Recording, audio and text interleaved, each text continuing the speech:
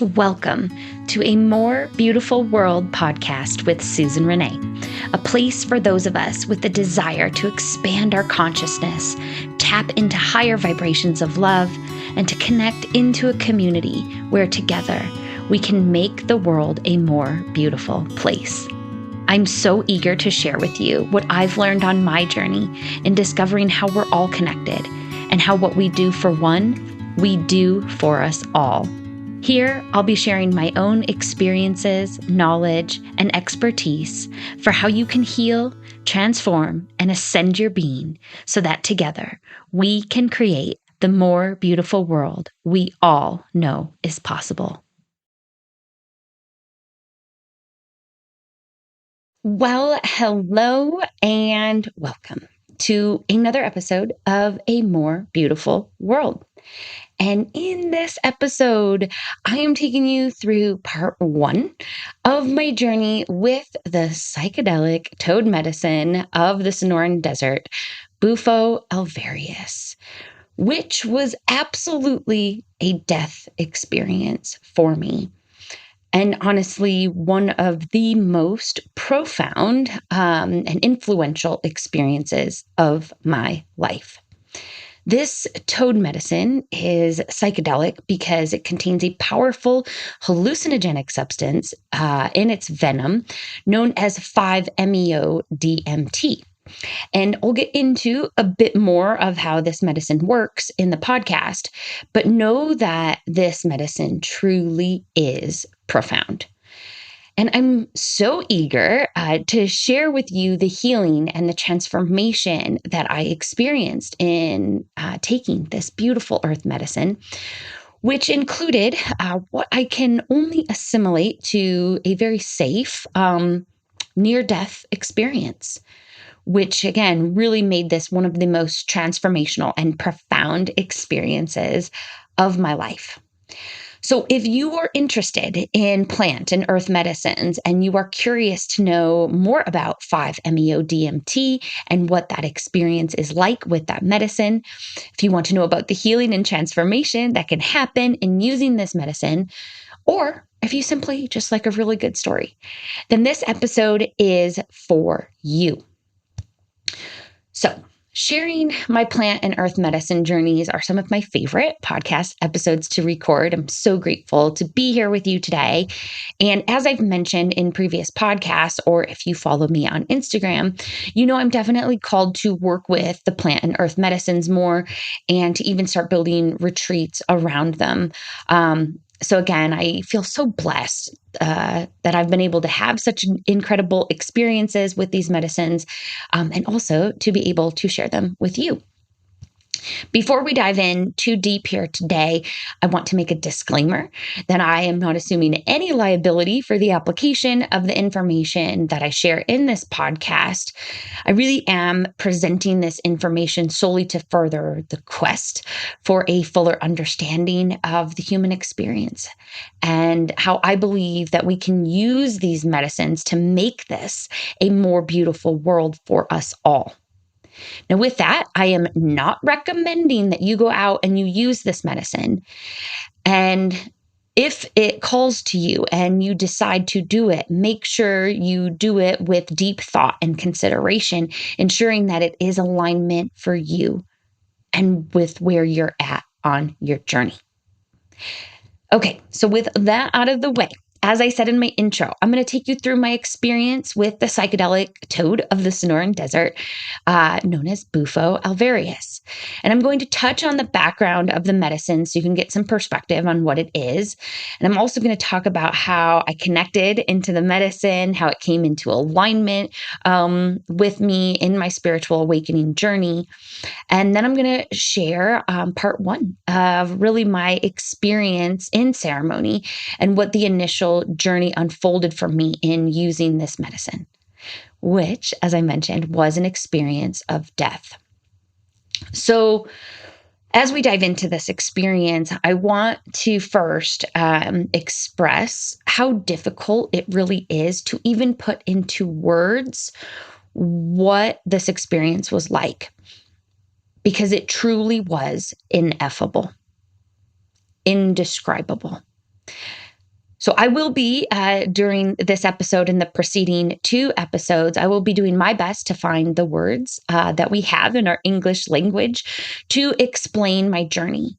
So again, this is just another disclaimer that this experience truly cannot be fully described because it was ineffable. So let's first talk about this gorgeous psychedelic toad, the Bufo Alvarius. Talking about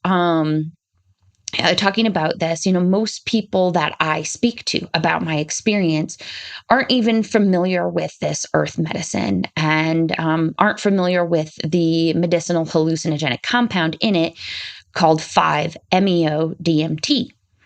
Now, you may have heard of DMT before, which is short for NN-DMT, and I won't even attempt to say its very full biochemical name. But from what I have researched on the 5-MeO DMT, it is about 6 to 10 times as powerful as the NN-DMT, because it crosses the blood-brain barrier more effectively, creating a more powerful hallucinogenic psychedelic experience.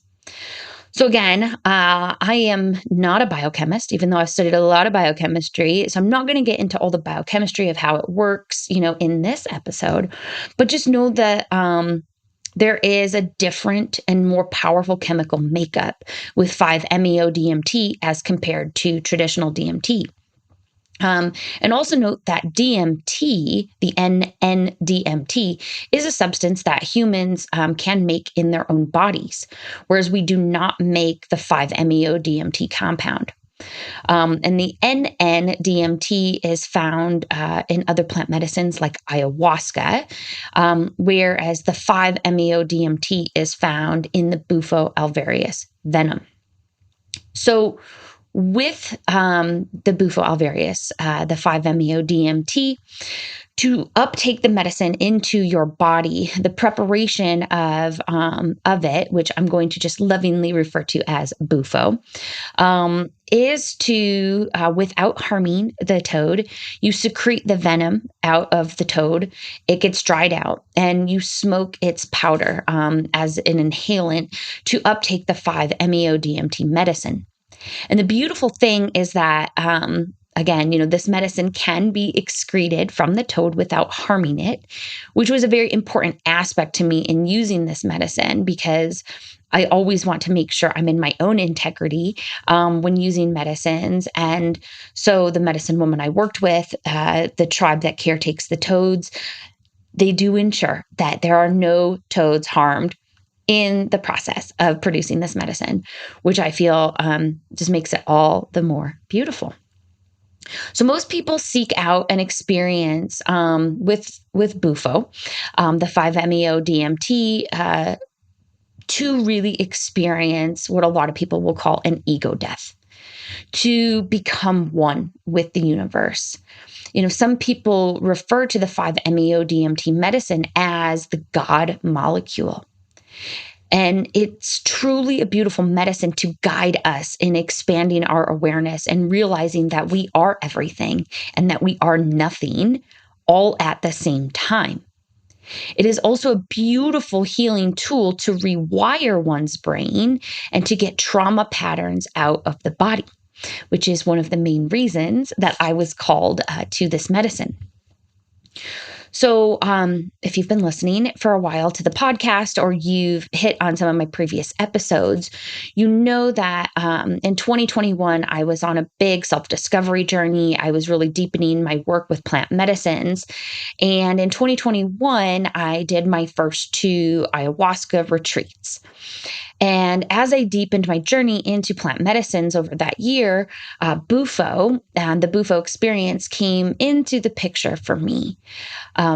Now, quick note here, if you haven't listened to my ayahuasca experience episodes, they can be helpful as a lead up to this. So, whether you listen to this and go back, episodes 13, 14, and 15, and 22, 23, and 24, I go through my ayahuasca experience, which again really opened me up energetically to, I feel, call in this Bufo medicine.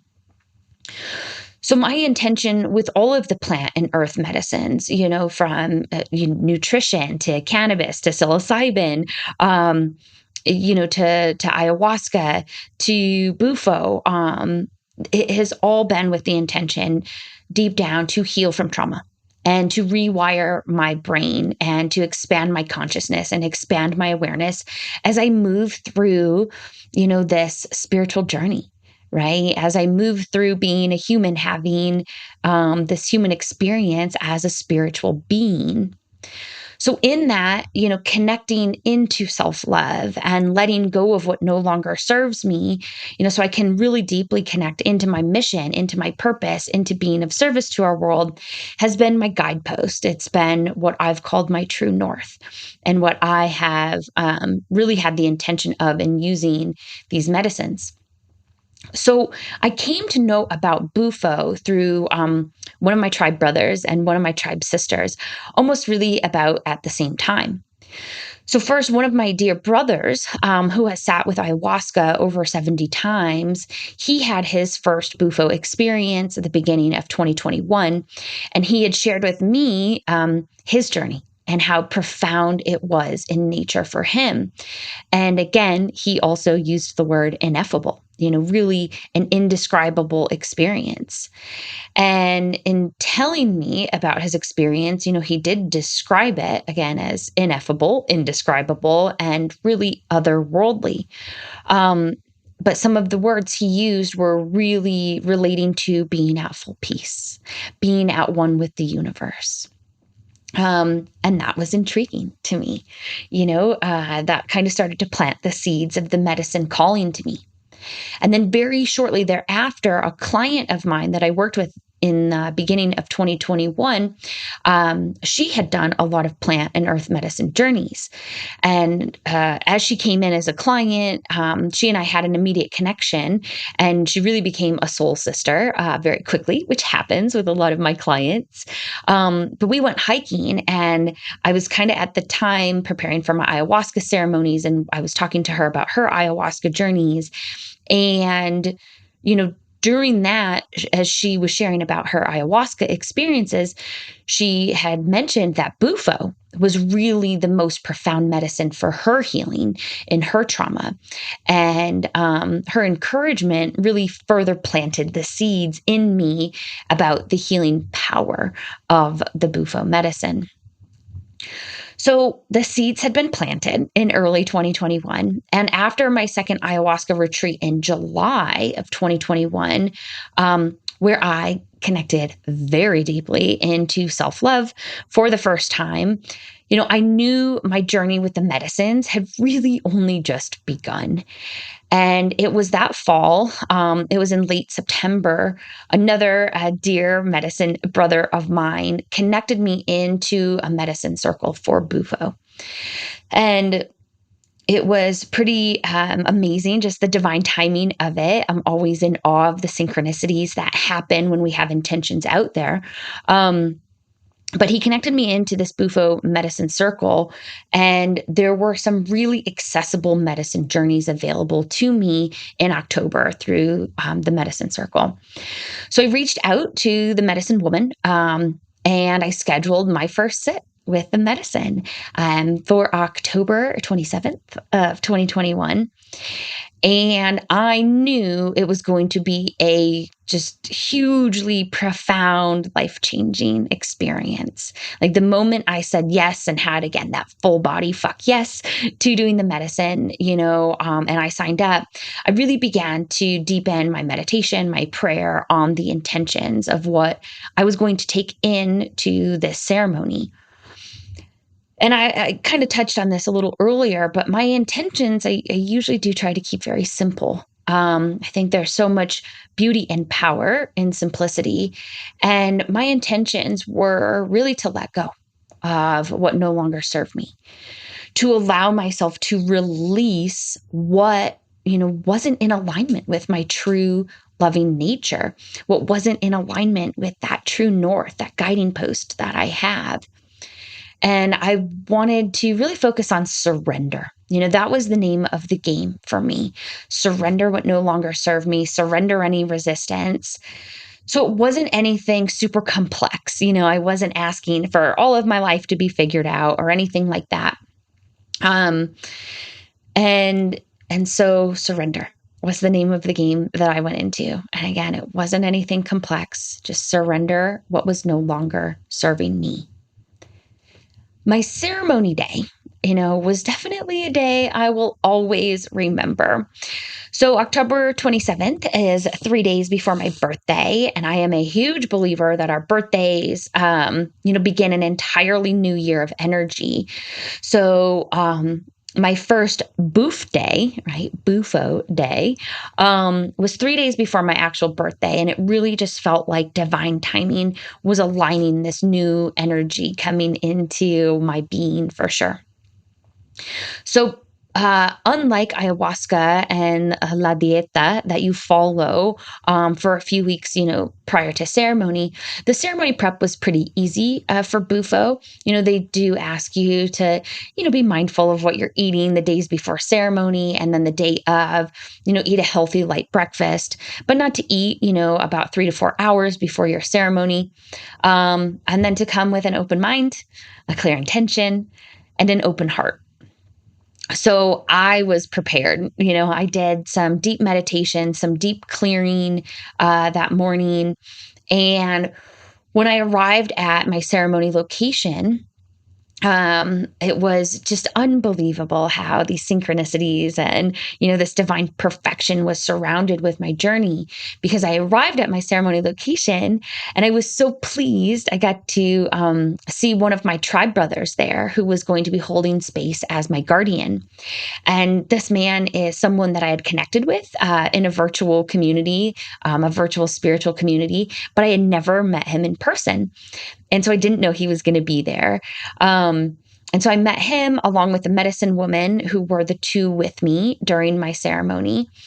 And immediately, both my medicine woman and my guardian, who was a dear brother of mine, I just felt so at ease in their presence. And again, just really was able to release any fear, was really able to surrender, and just felt so comfortable in their presence in moving into ceremony. So as I'm sitting with them in their ceremony space, my medicine woman helped me to get settled by giving me an overview of the experience and the instructions for my journey. And we cleared my energy, with lots of sage and some Palo Santo, and just got me like all nice and clear.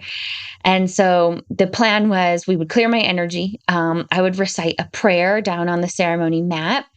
And then again, because Bufo is, you smoke it, as an inhalant, she would light up the Bufo for me. And I would raise my arms up as I took a really big inhale to like maximize my lung capacity. And then she said I would be out and that I would go out. And so, that was the plan. That was the game plan. And my medicine woman likened the experience, which this has always really stuck with me, to when our cell phones, receive an update and how they have to download the update and then they power off for a bit. As they, get that update going and moving, and then they slowly reboot to integrate the update. Well, even though I had no idea what this really meant, right? Because I hadn't gone through the experience yet. I was fascinated by that. I was certainly intrigued by that. And I'll tell you a little bit more about how that played out for me in the next few episodes. But so I have all my instructions for ceremony. I now kind of have some more context around the experience. And so I got cleansed with sage. I got settled onto the mat. I read this beautiful prayer that really helped me, I think, just get into alignment with the medicine, get deep into my intention, get into a really good energetic space. I was protected with agua de Florida. And then I was given my medicine. I was given my hit of medicine as I raised my arms up and I inhaled. And the last thing that I remember from having my arms up and taking my big inhale was inhaling with my arms up. And I kind of remember like starting to lay backwards because my guardian, he laid me down. But that is when the medicine experience began. So yeah, again, ineffable what transpired from there. I'm going to do my best to share the words. But first off, let me say, the moment that I went out of my body, the kind of like the last thing I remember as I was uptaking the medicine into my body, it began a time and space where I really don't have concept of time, because the experience felt like an instant and an eternity, both at the same time. It really is hard to describe. So I'm going to quick pick up my journal and read for you part of the experience, and then I'm going to break it down for us. Because again, after my experience, I journaled about it and I captured some things that I'd like to share with you. And I'll break it down more as well, but there weren't a lot of words to be said, but I have a few here. So I'm going to read from my journal, which I captured the day of my experience after my journey. This medicine hits hard and fast. As she stated, my medicine woman, pretty much once you are finished with the inhale, you go out. I barely remember leaning back after I took my hit. From there, with no perception of time or space, I began seeing so many fractals and sacred geometry patterns. And it really was spectacular to begin. But at some point, I fell far away from myself. I started to lose myself, and I literally felt like I had died. The fractals had started moving faster and faster, and then they just collapsed onto themselves again and again into a black nothingness, which is when I felt the death. I surrendered to it as best as I could, but as it was happening, I could feel a clinging. I could feel a resistance to it. And after that, I remember being afraid. I remember wanting and desiring to come back. I wanted to come back to my body. I was so eager to be called back. So I have more about my experience, but we're talking about part 1 today.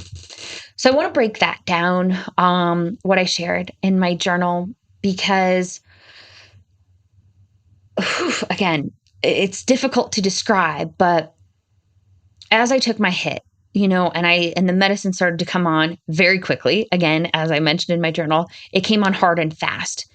What started off as a similar experience to my ayahuasca visions, because it was like a ton of fractals and sacred geometry and colors. And, they were so gorgeous and colors that I've never even been able to see with my human eyes. Right. And they did start off really beautiful. But what happened was they kept speeding up faster and faster and faster. And if you can imagine like looking through a kaleidoscope, and you think about spinning, the kaleidoscope, and you're moving the images to get these different patterns and fractals and colors. And you think about that kaleidoscope image moving faster and faster. But then they start to go so fast that the colors are like collapsing onto themselves to create black, right? Which contains all the colors, right? So they're like collapsing onto themselves. So they're going faster and faster. So all of this light that I was experiencing, all these visions, all this light and color faded to black. And as that happened, I started to get very afraid. I could feel myself leaving my body. I really felt like I was dying, like I was leaving my body, going out of this world, and I had no control over it. I had no control over any of it. And I did my best to surrender to it and to just like allow the experience. But there really was this big clinging to my life. There was a resistance to death. I remember feeling like, no, no, no, like it is not my time yet. I don't want to leave my body. And when it went to black, when everything faded to black, here I was out in this black nothingness. And in that black nothingness, I was everything. I was nothing. I was everyone. And I was no one. And nothing and everything existed there simultaneously. And while there was a peaceful energy to it, I also felt like I wasn't meant to be there. I was meant to come back. I was eager to return. Again, this experience was ineffable.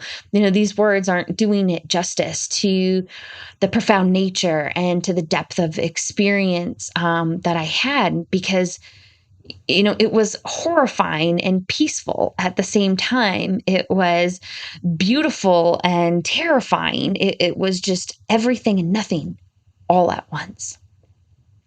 And it truly was an experience of death.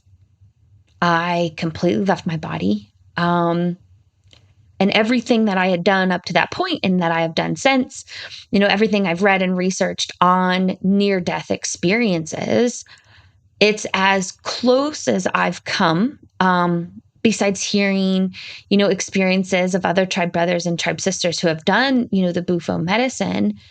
A near-death experience is the closest thing I've read about, researched, and felt into. It's the closest thing that I can relate it to. So there I was, out in the void, in the death, peaceful, horrified, eager to come back, all at the same time. And again, felt like an eternity, felt like an instant, a single moment. And today, I'm leaving you in death.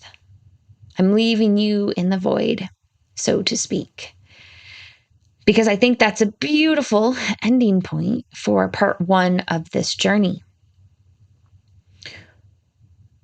Again, as I sit here recording this, it's difficult to even recall and fully step into the experience. But I want to leave you here because in the next episode, what transpired next was really profound as well. Because when there is death, there is also rebirth. Luckily I did not truly die, right? It was a near-death experience. It was, likened to death. It felt like a death.